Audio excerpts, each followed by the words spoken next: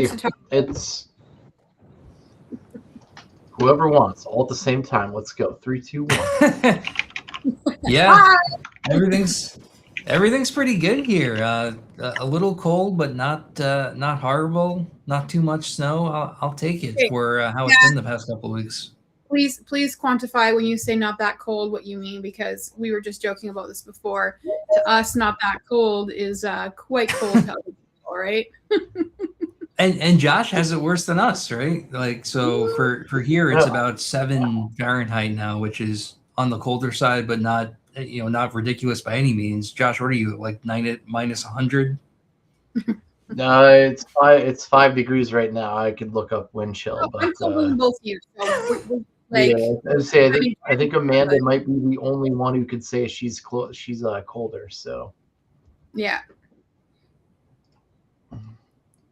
So I did not really read my celebrity gossip, Josh. I don't know. Did you bring any stories for me?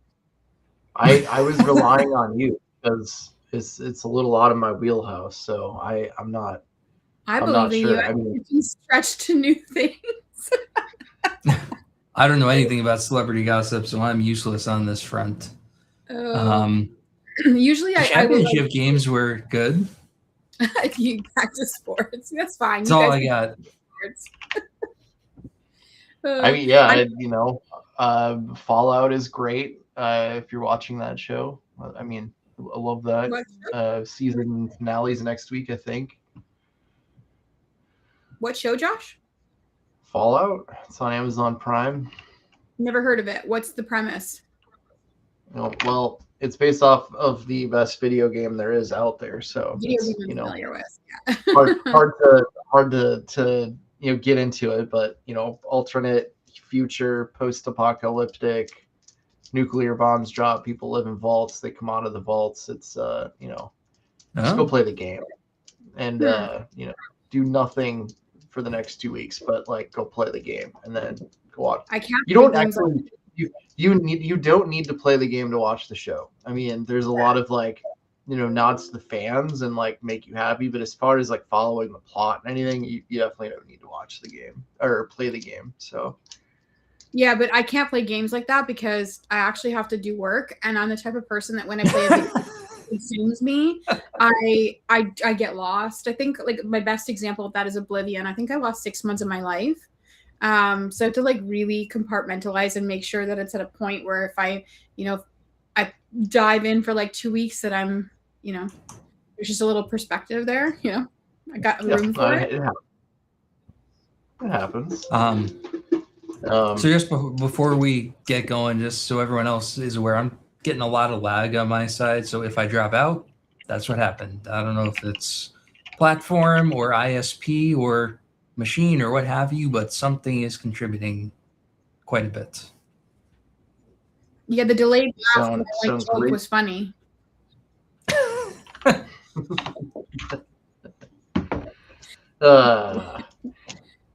All right. Well, we covered sports, struggle, and celebrity. I mean, we got you something to watch. So let's go ahead and get into our first story here. So our first story, we're going to talk about an article that was posted by Bleeping Computer, from Cipher to Fear: the psychology behind modern ransomware extortion.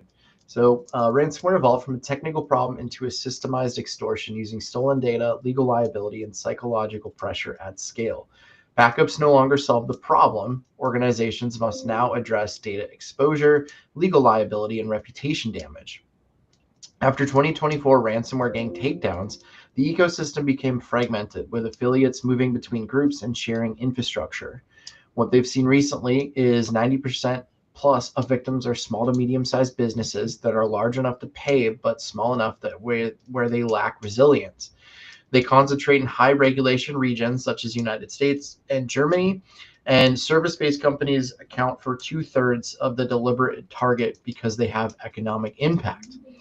The psychological manipulation tactics include surveillance illusion, artificial urgency, legal fear, reputation threats, blame isolation, and friction reduction. So, that's kind of, a little bit more on the security side, but just looking at it, it's not, hey, we've encrypted all your stuff, pay us to get it back. They're using psychological fear, social engineering tactics, manipulation to scare people, and it seems to be working.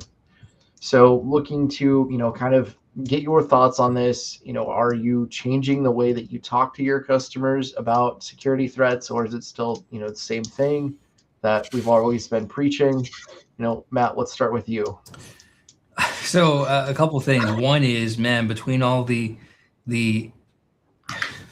M dashes, the phrasing, the colon subtitle thing, man, that whole article just screams LLM to me, which is a little frustrating. For on the security side, it's kind of interesting that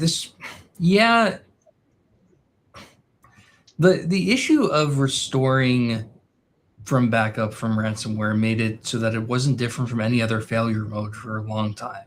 And I don't know that this is new. It's, I guess, being newly reported on, or maybe enough organizations have gotten their backup and recovery procedure to a point where it's not necessarily damaging, right? Most orgs have gotten the memo to just restore for the files, of course, not taking into account the initial access problem, right? How many times have you seen someone do a restore and restore whatever let the threat actor in the first place? Yeah.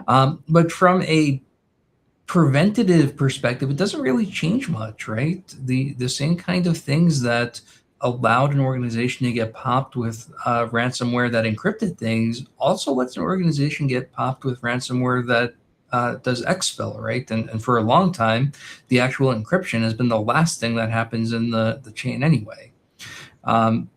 So I don't know that it changes so much. It does change the discussions with clients a little bit in that you can't just say, we're not going to worry about it too much because we know our backup recovery procedures are good and we'll deal with it then.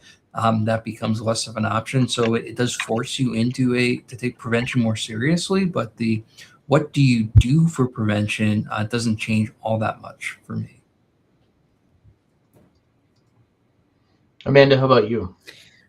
I think I mostly agree with Matt, although I think you coming up from a technical side, from a process side of things, I do think those conversations have to be more systematized with clients in terms of explaining the pressure behind it and doing things like response games or simulations so that you can make them understand how someone can manipulate somebody internally from a social engineering perspective.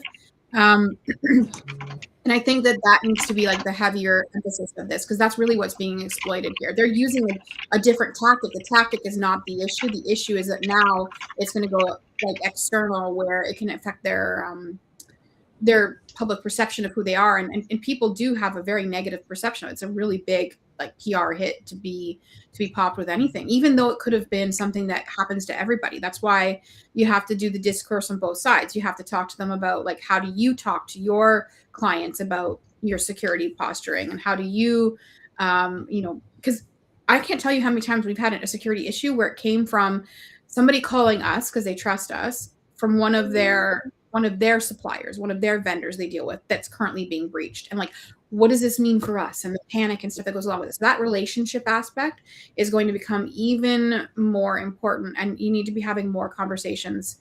I think it's the human side. It's always going to be the human side. To your point about the article and seeing that it was written by AI, anytime that we can stop the intervention of, technology first as being the discussion and bringing humanity to it is going to be better in these scenarios, because that's what's happened. They've gotten good at using technology, and now we need to bring the human back into it. It's where I'm at for me.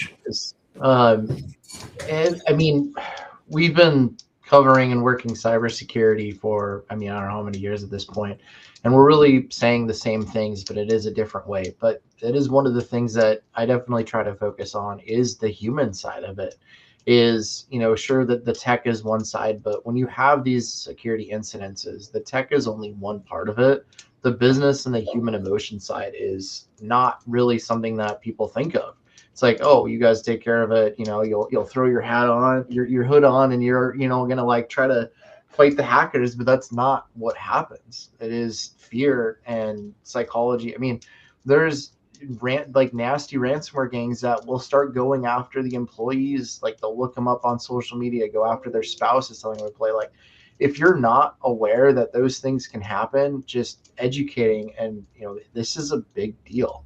So that is kind of where I approach it from, is like the technical side. I mean, that's a given. We've been preaching that. We've been trying to work on that. But one thing, I mean, I don't want people to go through them. They suck. They're stressful. And that's really how I approach it. So that's kind of why, the story, although seemingly AI written, it was good to see that it is getting traction over, another way to kind of talk about it or frame, how you're doing it. Because it's really hard to make that connection if someone's like, oh, it's a server somewhere. It's a technology problem, but it isn't. And we know that because we deal with it. But I think that's where I come from, is appealing to the human side, the emotions that go with it, how stressful this is, what can happen, to me is much more impactful than the tech side. Well, I think too, there's like a commentary too about, and perhaps it could be mistaken, but remember, I'm not the technical one here, but like when it comes to the type of data they're getting out, like I do think there is a conversation about better data governance too. Like you can use these examples as why we need to create more segmentation and why we need to be a little more intentional about how like access and permissions and all that kind of stuff. So that, if you do have something that happens, that it's more mitigated, and you can use these examples in saying that the backup's not enough, right?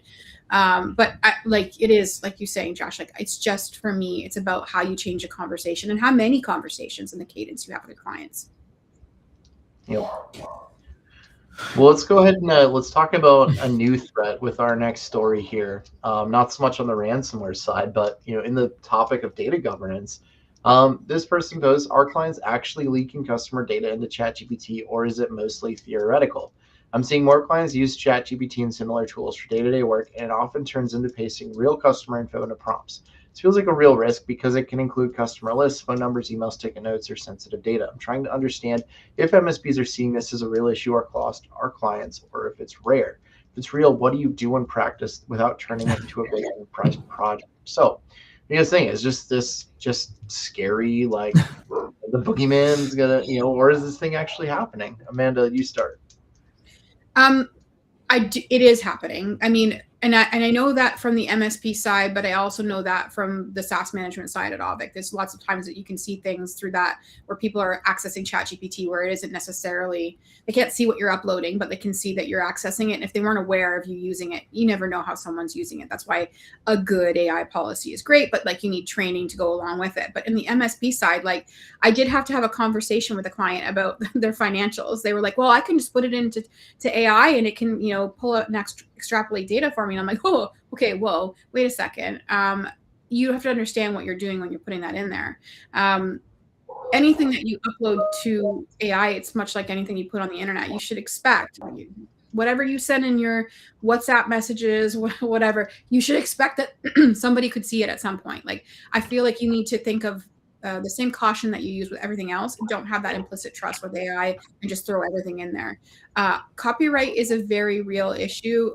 IP is a real issue. These are things that as AI gets rolled out, we're going to see more and more like different lawsuits come up surrounding how things are used and what it's using as its source. Don't be complicit in that by giving that's not yours to give, right? Like if you're a company at a company doesn't mean that it's yours to put in there. And I do see it. I'm not thinking this is a boogeyman issue, but how it could be exploited and if people are actually exploiting it yet, I don't know. But I do see people kind of breaching this all the time. Matt, I know you're not, in the MSP side, but are you seeing this? I mean, are people uploading things that they shouldn't be to AI engines? Yes. I think to Amanda's point, the question is about exploitability. We've seen demos all over the place of threat actors being able to pull something out, but how much of that is really happening in practice? I think actually the bigger issue or the thing to highlight that's worth a discussion on this particular story is on the MSP side, the advice everyone gives is use Copilot, right? It's a walled garden. Your data's safe and private, doesn't get shared and everything. What are you saying to clients against the reality that Copilot is just not that good? Like, that's the elephant in the room here. Yeah, security-wise, that's great. But I need real results, and I'm not getting them from Copilot. So what's your message to a client that is facing that issue? So that is something that we approach of leading with awareness and education. First off is a lot of clients, they don't even know that this is happening. They're like, oh, well, we, even if they have a policy, like, oh, we don't allow it. But then you go in and, we have a browser tool that we kind of can help with that, where it shows like, well, your clients are doing that. And with this particular browser tool, you're able to see if they're uploading and downloading files into there. Now, obviously, if they're typing stuff, you can't see that. But that first step is like, okay, well, clearly, you do have shadow AI going on, but not necessarily a bad thing. So it's just educating around how to use it. Because to your point, Matt, Copilot isn't the best at everything. There's things that it is good at, or generative stuff, I will agree with you. It is definitely not the best. So then it becomes, again, that education of, we don't want to take it away, but we want to put parameters, safeguards around it. So that is policies, that is education, that is maybe we do block upload and downloads to ChatGPT or Gemini, whatever they want to use. But then as we, graduate into different tiers of AI, it is going to be better if it's trained on data. So introducing a walled agent that is trained on data, but that leads to, okay, you have to have good data, because not malicious. If you just feed it your 2 terabytes of a file server with 10-year-old files, your data shit, your results going to be shit, right? So now it becomes a data governance, data cleanup project. But then again, you kind of, as you're increasing the guardrails and the securities, you're then able to utilize better AI agents, maybe some custom stuff that is trained on the proper data, and you're going to get better results from it. So it all starts with leading with education, seeing what's out there, putting the proper guardrails. And the more of those you have in place as you increase your maturity, well, then you can have more mature AI solutions, and they're going to work better for you. Yeah, we actually have a partner that we work with that helps us with that. So that we can have a solution to clients. Because anytime you tell a client they shouldn't do something, you should have a solution that they can do that would be secure. So, we work with someone that helps create like internal, I feel like I'm allowed to mention the names. I don't really know if it matters, but we're HATS AI partners. So like we can help them with, and one thing I would recommend though, is whenever you're doing this kind of stuff, you really need to make sure that you silo the data even more. So like make the chatbots really specific to what they're doing. I would never recommend, like, not that you were saying it, Josh, but I would never recommend pointing it at the data on an entire file server, but like having it for one specific function and, being able to utilize that. Like maybe it's how your ERP system works and you want to put all your documentation in and have a chat bot that can like know how that works, or how a line of business app works. Like that's like a really specific use case. And that's probably the better way to think of it. But I think we have to have those avenues, those conversations about, beyond this being big, scary thing, what can we do? What can we do to leverage it and make sure that you have an answer? Because if you don't, someone else will. Yep. 100%. So what I'm hearing from this is the answer is still not, is the education piece, I think, is the dangers of public AI engines, right? Especially free ones, going back to the typical, if it's free or the product deal. And so from a client perspective, what I'm hearing is the answer that you guys are both giving clients is it needs to be some kind of paid solution, potentially something custom.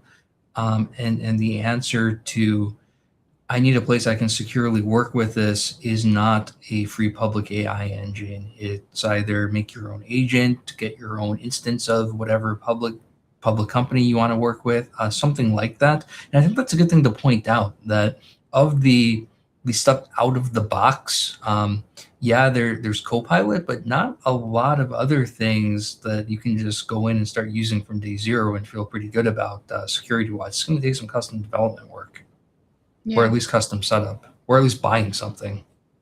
But that your point of what you said is so true in the industry. If it's free, you're the product, right? And that's something that, whether we're talking about AI, apps, whatever, I think the first time I heard that, it was Kevin Mitnick that said it. And I was like, oh, I never thought about it like that. But really, it's so true. I think he was pointing out the Play app, and it was like an app that would like render all this data back to someone else. Just, it's free. So it's just a flashlight app. What can it do? But you're giving it access, right? So like, yeah, it's important to remember that. What are you giving by using the free product? Or what are you training? What are you trading?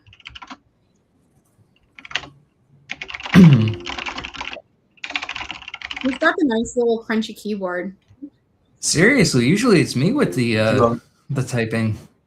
Is that you, Josh? I gotta, always gotta be multitasking. Yeah, it's me. I gotta, multitask away, but I do enjoy my clicky keyboards. The Logitech G910 is the one. I'm not typing, but I like the sound.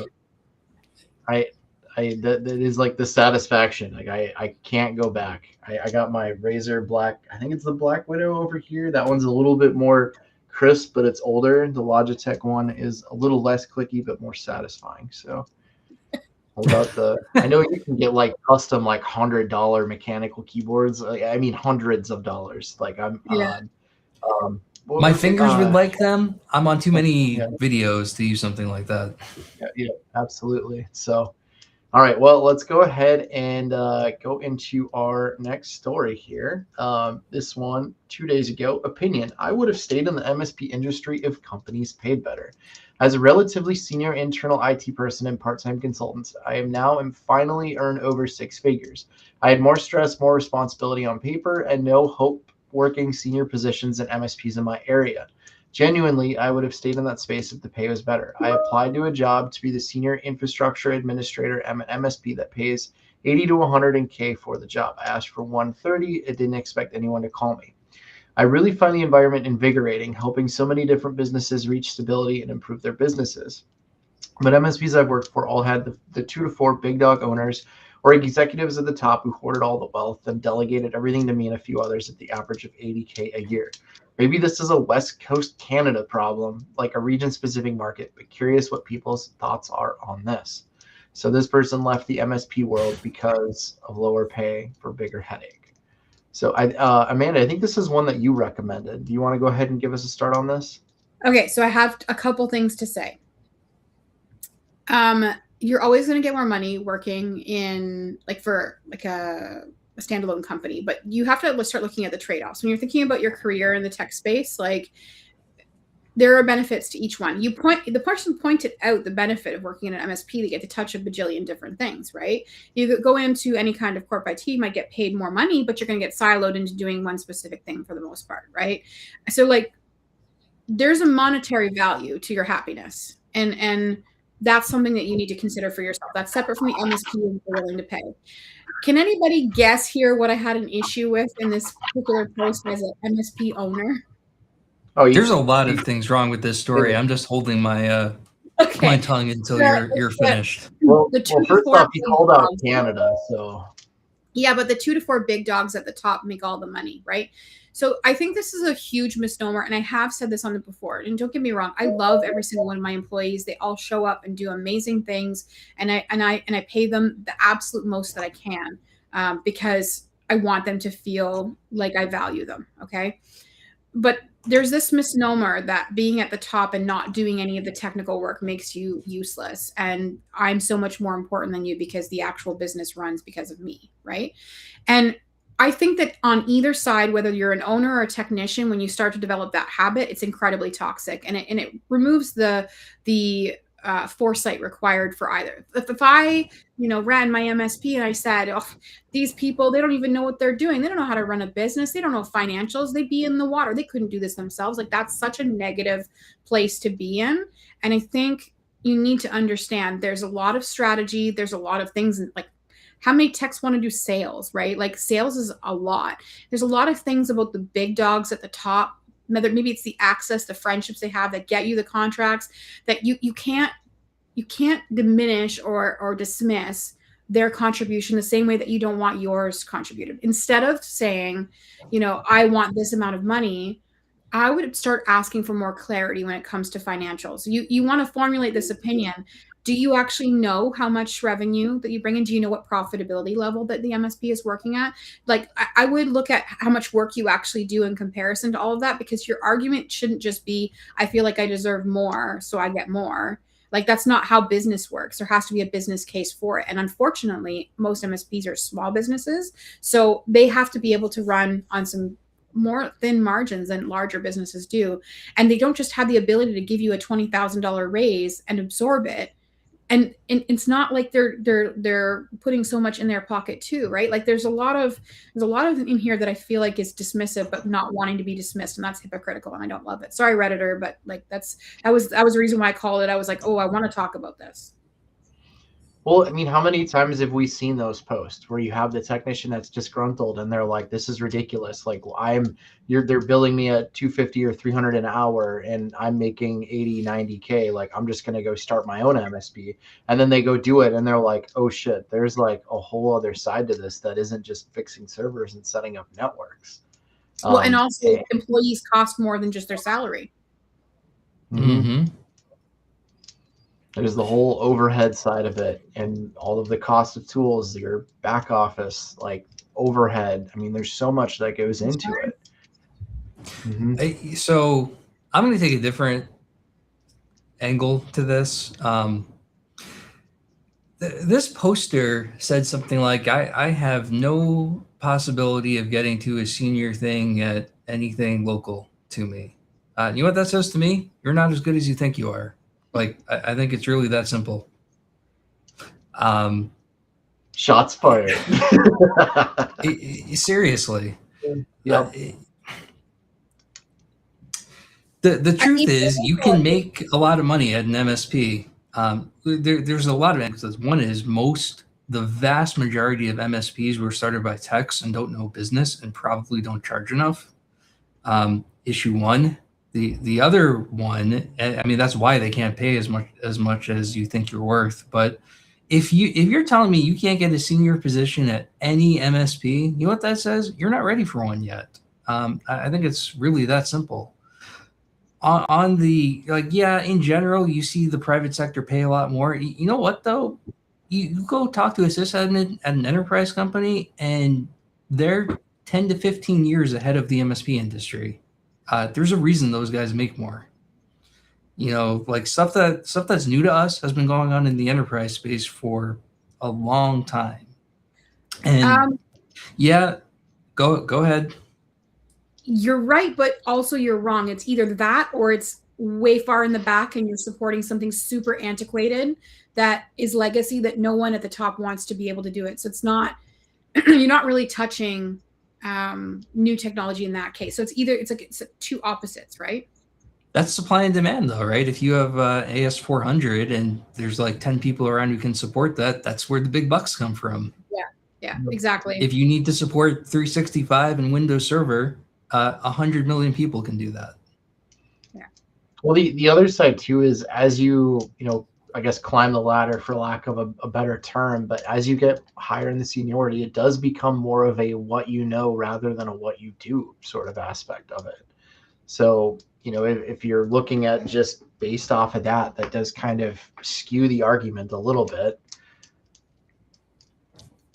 There is, though, I want to make sure we don't skip over, a lot of MSPs don't charge enough, and they look at their books and say, we can't afford to pay more. And the reality is you can't afford to pay more because you don't, that sounds a little harsh, but it's just a reality of so many being started by techs who are kind of learning the business side on the fly.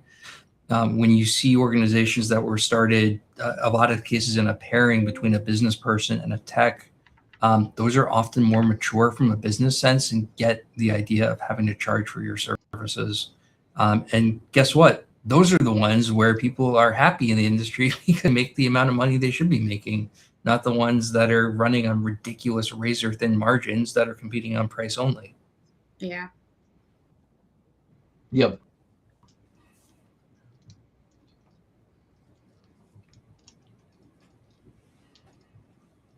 All right, well, let's go ahead and get into our next story. I think this one was another one from Amanda. So MSPs who added customers recently, what actually broke first? Now looking for advice or what should happen, I want to know what happened. What broke first when your customer count increased? What did you expect to break but did not? What work scaled oh boy, I can't pronounce the word. Linearly. There you go. When you thought it It's would Friday. not. It's okay, Josh. What got patched with process instead of fixing the root issue? Short answers welcome, details even better. So if I'm understanding this, I'm not even clear what the question is. I'm guessing that, hey, I've increased my customer count, but I haven't increased worker count, or like, I think they're asking how to scale. Like, hey, we're getting more and more clients. It's trying to understand what broke first. So like, yeah. I have an answer for it. So maybe that'll be helpful. So like, when you're let's say a 3 technician MSP, I think that's the happiest your customers will ever be, because they know every single person inside and out that works at your MSP. They feel like they know everything, and like they could have whoever they want. As long as you have good technicians, they're really happy, right? But when we talk about things breaking, as you scale and add more people, you're now having to spread that knowledge across a wider team. And instead of having like that triangle, which is like the perfect shape, to bear the weight of whatever, you have, many different sides. And I think clients feel that. And I don't know that it's always a bad thing. They perceive it as a bad thing in the beginning because it's change. But I do think it's that, how do you get the information? For me, it was always, how do you get the information from the person that is their favorite and get them to work with people outside of that? That was the first thing that I noticed was breaking, quote unquote. And then after that was, how do you teach? Because most MSPs that are at 3, for example, somebody new comes in and you sit them side by side and you just do like coaching, and then they kind of get it through osmosis and watching and shadowing, and then they go off and do the job. But you can't keep doing that, because as you get bigger, people get more specific roles, and you have to, like, you're being impactful to their everyday job, and whether or not they can actually get work done. And taking them offline for 2 to 3 weeks is not ideal, right? So those were the 2 things that I saw. But that's kind of how I took it. Was like, as you were scaling, as you're growing, what did you see that broke? And I think this person's really just trying to get ahead of it and try and see if they can mitigate. And I'm all for that, which is why I was like, let's have this conversation. I mean, what about something as simple as how you answer phones? You're going to increase, client count, but if you're not going to increase employee count, how are you handling intake? Because now all of a sudden you're going to get a lot more tickets submitted or a lot more phone calls, and you're not ready for it. Yeah. I think, I can't remember where I read this, so someone deserves credit. I didn't come up with this myself. The best advice I ever saw with this kind of thing is the line that the process breaks before the tech does. And when we were going from that very small to bigger organization, right, to Amanda's point, when I didn't know every client anymore and they didn't all know me, and eventually you got to the point where like you didn't even know anyone in a particular geo office, right? It got ridiculous as we got huge. The lack of standardization is really what did us in, or what made you have to do things, right? So at the very beginning, there would be things like, oh, that's a Mac client, it's set up that way, or that's a Mike client, things are set up that way. And we all had our reasons for doing that. It would be little nuances like, what IP range the printers went on, or like your VLAN scheme or stuff like that. And that works to a point, but it's hard to internalize the need to get away from these boutique, very custom solutions that fit exactly what a client needs in order to be supportable.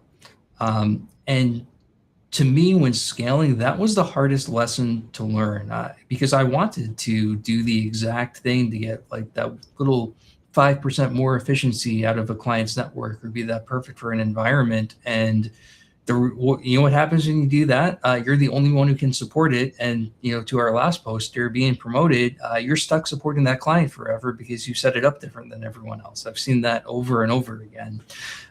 So for me, it really goes back to getting a standard process in place. Now, some organizations, that means big startup projects that rip out and reset everything. Sometimes that means happening more gradually over time, but your clients need to be pretty similar. And I don't mean in vertical, I mean in setup. And that doesn't mean they have to all use the same thing, but it means if somebody uses technology X is more or less set up the same way, right? They could use technology Y instead in some cases, but everyone who uses technology Y is set up more or less the same way. And that's tough for techs. I'll speak for engineering people. We don't like that at first. And it takes, it's one of those things that I feel like it takes seeing some failure before you get it. And people told me too. And I'll tell you what, until I started seeing the way that this blows up, I didn't get it either, because I really wanted to do the perfect thing for every client. And, getting paged at 2 a.m. to deal with something because nobody else knew how it worked. That's something that you just kind of get beat out of you from MSP experience after a while. So I'll take that approach. The thing that breaks is the overall process, not the intricacies or the nuances of any technology at a client. Yep, goes back to that almighty documentation too. I mean, so you don't get those calls at 2 a.m. because you're the only one who deals with it. I'm still remembering at like my first MSP. I mean, we were mostly a Sonic Wall shop, and then got a new client. I mean, we were much smaller, so there wasn't very many of us, but they had FortiGate. It was like my first time ever seeing a FortiGate, and like it's like almost completely different from a user interface level of like how you even do things, and just spending way too much time trying to figure that out. And that, like, when you are running lean, you don't have like the staff to like, okay, well now you need to spend hours and hours learning this.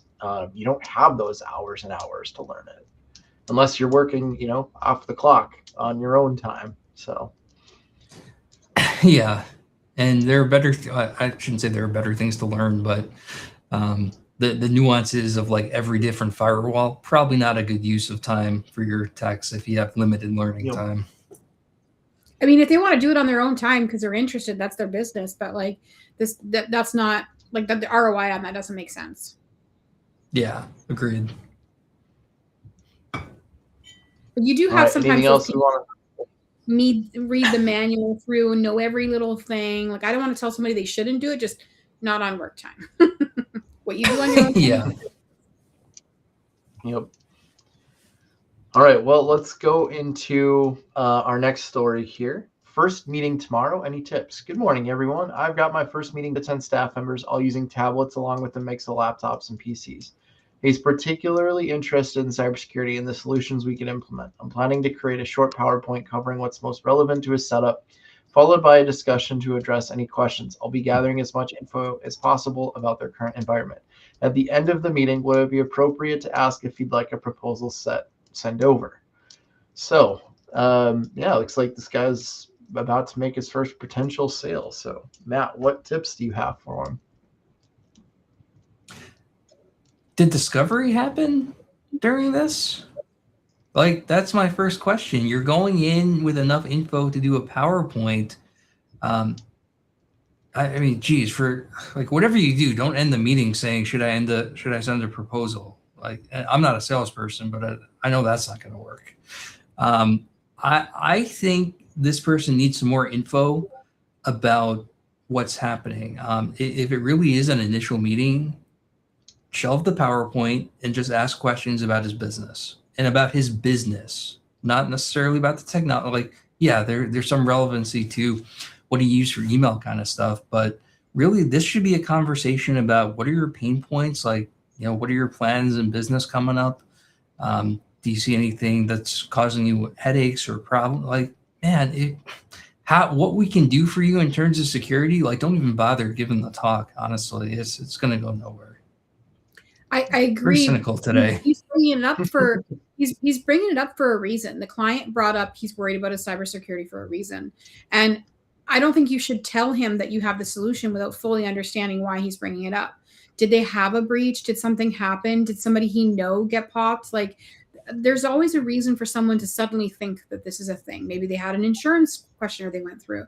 You're not even fully understanding what the problem is before you're rushing in with the solution. And I looked at this and I thought the same as you, Matt. Like, I've seen so many technical people, walking with a PowerPoint that talks exactly about the services that we deliver or how we're going to solve the problem for you. But like, if you don't know them, if you don't understand their problem, if you don't do a discovery, do an audit, whatever the case may be first. And even if you do those things, that's still just the ones and zeros of it, not the spaces in between. Like, you need to understand all facets of it before you come into a solution, especially if you want to be an actual partner. The way that you're setting it up with just talking about basically the services you provide, it's very commoditized. It's not that relationship. And it'd be easy to replace you. Once they get used to paying that bill, there's no tie back to what you actually bring to it. So you want to make sure that you're positioning yourself as that from the very beginning, because it sets the tone. There's a really great book by Patrick Lencioni. Pardon the title of it, but it's called Get Naked. And it talks about exactly this, like just walking in like you're doing the job already. And so you're not talking about the tools, you're talking about where we're going. What do you want to see? What are you hoping to achieve? You've mentioned that you want to get better at cybersecurity. What's driving that? Like, you want to talk about the tech, you can, but you have to put it in the position of why is the client asking for it, and understanding what their motivation is, so that it's about them and not about you. Absolutely. Yeah, totally agreed. Well, almost the less you talk about the tech, the better, which seems counterintuitive. But the more questions that you ask, I mean, this is like, that's just kind of sales 101, is like, you let the customer do all of the talking. The more information they give you, the better chance you have of like getting what they need, right? So exploring, like, to you guys' point, like, why are you concerned about cybersecurity? Like, what had happened? Like, what is bringing that up? Because I mean, if you just come in and say, oh, well, here's the tech stack that we use and we can do cyber, well, cool, so can every other MSP, right? But you come in there asking very specific questions about the business, learning the business. I mean, learning what is creating the fear, what is what information he wants to get. I mean, that's just going to go a long ways to better position like how your stack can actually help them, rather than here's the solution without knowing what the problem is. One of my coworkers likes to use the phrase Sherpa, and he describes it as be the client's. Now, I'm not a huge fan of the phrase myself, but the intent behind it is good, right? Be the client's guide, the translator, the Sherpa, if you will. Like, it's okay to manage the tech. So I'll slightly disagree with you there on that, Josh. Like, you are the technical expert, but your job is to help the client translate business realities into technical things. And not only by saying, hey, what do you want your tech to do? By showing them opportunities that they didn't know existed before, right? I think that's the biggest mistake that I've seen with AI and automation, for example, right? Somebody will go into their client and say, hey, what do you feel like automating? And the client doesn't know. Right? They don't even know what the technology is capable of. So it's the same kind of thing in these discovery meetings. Your job is to be the expert on the tech. They're the expert on their business, and you're able to help make the transition to what their needs, like what you can help with, even things they didn't initially think about. And that's why learning about the business is important. Like, yeah, it's important to show interest, and people like that you care and are asking questions, but there's a real reason for it. It's not just because it makes you feel good during a meeting. It's because if you know all of that, you can then make connections that they didn't know existed before. That's where your expertise comes in, not from just I'm going to close the sale if I ask questions about them, right? The whole question-based selling thing. There's a legit reason for it. Yeah. We actually have we call it a customer experience action statement before. It's called, we say, be their compass. So you kind of triggered me with that. Like, and the 3 pillars of that is to lead, guide, and steer them. So like, those all mean different things, even though they're very similar. There's like a bunch of words underneath them that goes to it. This is something that you want to make sure you carry through from the beginning to end, in terms of how a customer is dealing with you. So your sales process is your first chance to make the impression about the service that they're going to be getting later. And it's really important to make sure that you kind of have that cohesion on what that looks like. And that might be different for each MSP, but like for you, when you're deciding what's the most important thing, you make sure you lead your sales with that. And whatever you do, don't bring a PowerPoint to the first discovery meeting. My God. Yeah. Or they don't want to hear it. You probably don't want to give it. No, bring up the best PowerPoint that's ridiculous. If you have that kind of culture where you want them to know, have one slide dedicated like we do it before. We don't do this, but we dedicate every Wednesday. Every Wednesday we wear pink. But whatever makes you different could be in the slideshow, not what makes you the same. Yeah. How many transitions? Like, are you doing like the squiggly outs? Like, I mean, you could make sure you do like the fade and wipe in, wipe out. Like have like a boom. Yeah, the star like puzzle. Yeah. Like, all of the those things are in there for a reason, right? Use them. All right. Well, let's go ahead and quickly cover our last story here. This one is, spoke to me a little bit. How paranoid are you with your own MSP infrastructure? We're tightening our internal security, looking to see what other considers must-haves for their own MSP infrastructure. Here's what we're enforcing. Strictly separate marketing, sales, email accounts from admin management, YubiKeys, enterprise, next-gen firewall only, no ISP provider routers, firewalls. What other tools or policies do you enforce internally to protect the MSP itself? So I'm going to start on this one because first off, I am more paranoid about our own infrastructure than probably all of our clients combined. I mean, I will lose sleep sometimes over it because the understanding that if a client gets popped, it's bad. Don't get me I hope it never happens, but typically it's them. If an MSP gets compromised, it is all of your clients and you, and that's scary. It's a huge responsibility. So my next part of this is, how are you protecting your clients? Like, make you your own customer, and guess what? You shouldn't have any the client doesn't want to do this for XYZ. If you're your own customer, you don't have any of those objections. You should just be doing it, right? So all the things that you want and wish to do for your clients, guess what? You get to do for yourself. We should be done. I mean, I'll throw out the GTIA Trustmark is a great place to start for an MSP specific framework that you can follow for best practices. But really, I mean, it is you got to treat yourself as a customer, but the most important one. Yeah. It's very simple. I mostly agree with that, but if you've ever seen my internal info presentation, I have a big slide that says you are not necessarily your own client. And it's because of what you said at the beginning of that, Josh. Your risk profile is different. There are things that you would do at clients that you shouldn't do for yourself, right? Perfect example is the worst thing you could do is have your own stuff in your RMM system that all your clients are in, right? Stuff like that. So you're from a risk perspective and an impact perspective, yes, you're a client, but from a literal practical perspective, you're very much not a client, right? The systems that might make sense for clients may or may not make sense for you depending on what it is and what you're protecting. Perfect example of there might be a really fantastic security product that you don't use at clients because it doesn't support multi-tenancy. If it's the right choice for you, that's not necessarily a limitation for your internal systems, stuff like that. So just keep that in mind. Although I do agree with your overarching point from a criticality perspective, from a literal perspective, please don't make yourself a client. Don't put yourself in any of the tenants that your clients are in. Could go wrong there. I think for me, I don't disagree with what you guys are saying. I see both sides of it. I think though, Matt, there are arguments for and against certain things. It just depends on what your setup is to cloud versus on-prem. And there's a bunch of different things that you'd want to look at.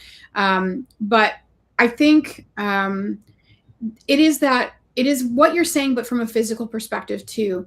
So I don't know about you guys, but in the early days of MSP, if a client needed a new monitor and we couldn't get a monitor in fast enough, what's the first thing you do? You rip a monitor out from somebody like at their desk, right? So like treating your MSP like you can have things you can just pull them out. A client server goes down and you need infrastructure. Okay, we have an extra server that we use for training or whatever that we're going to use that one.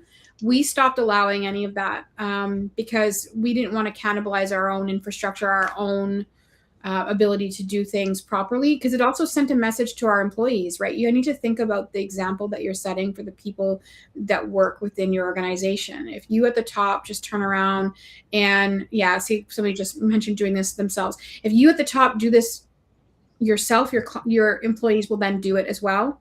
And it becomes pervasive, and your clients see great service. Like I get that, but also we'll sacrifice ourselves for the best of our clients, but that's not what's good in this instance. You need to make sure to put your oxygen mask on first. You need to make sure that you're making sure that the organization can operate the way it's supposed to, at the most secure it's supposed to avoid being the low-hanging fruit. I mean, I don't know that we can ever do everything possible to not be breached or whatever, but like, let's make it so that they can't get as deep as they can, that they have like the least amount of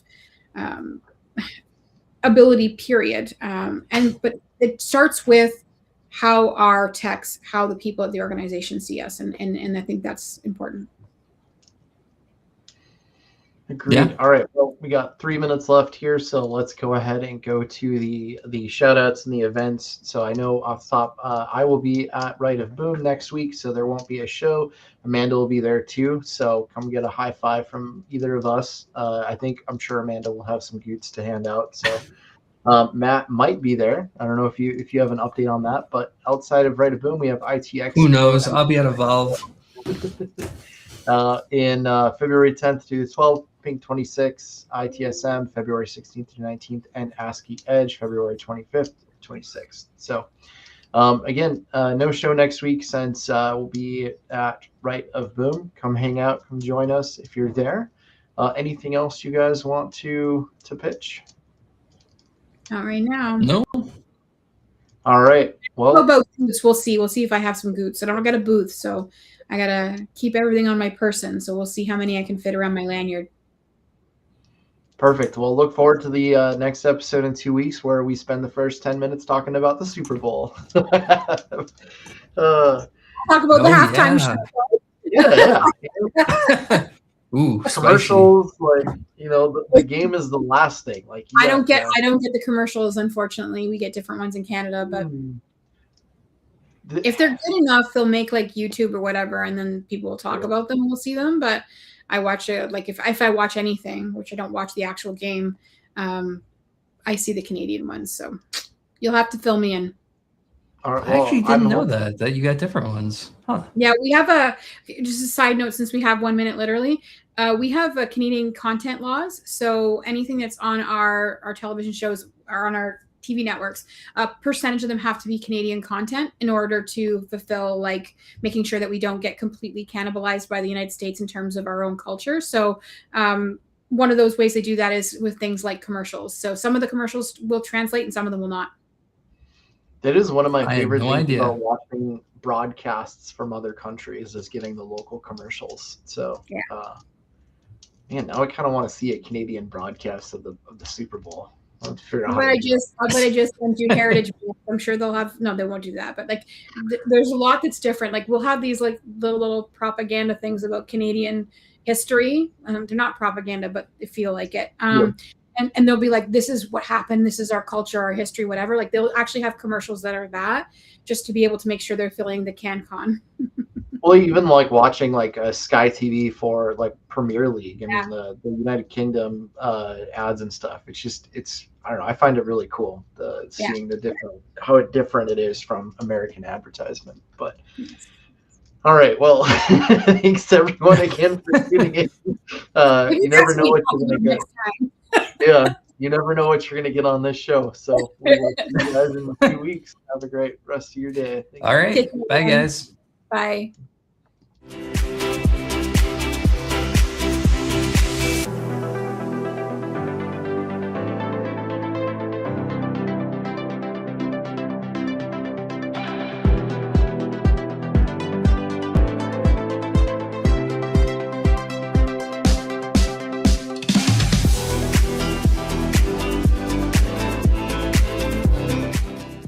has been a broadcast of the MSP Media Network.